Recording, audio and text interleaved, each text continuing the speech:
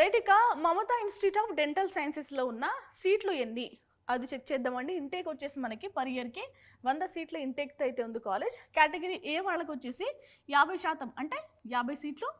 Category B అంటే management quota వాళ్ళకి 35%, 35 సీట్లు.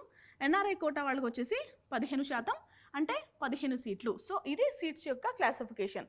మనకి కరీంనగర్ కోటా సీట్లు ఎవరు ఫిల్ చేస్తారండి? Kaloji Narayanarao university of health sciences అండర్లోనే ఫిల్ చేయబడతాయి. ఇంకా మేనేజ్మెంట్ ఎన్ఆర్ఐ కోటా వాళ్ళు కూడా వాళ్ళే ఫిల్ చేస్తారు. ఓకేనా?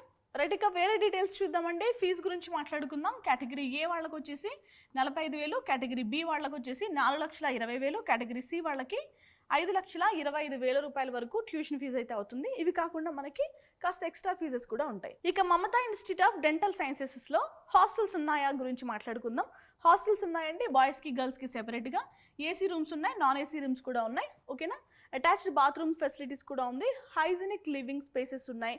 రైట్. ఇక బీడీఎస్ ఎండిఎస్ స్టూడెంట్స్కి అయితే హాస్టల్స్ని ఆఫర్ చేస్తున్నారు. ఇక మనకి మెస్ గురించి మాట్లాడుకోవాలంటే సెక్యూర్ క్యాంపస్ ఉంది, సెపరేట్ అకామిడేషన్స్ ఉన్నాయి యూజీ పీజీ వాళ్ళకి.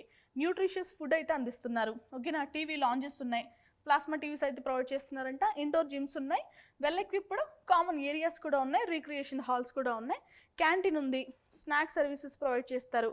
మనకి ఇంకా వార్డెన్స్ కూడా ఉన్నారండి. వార్డెన్స్ సెక్యూరిటీ కూడా ప్రొవైడ్ చేస్తున్నారు. ఓకేనా?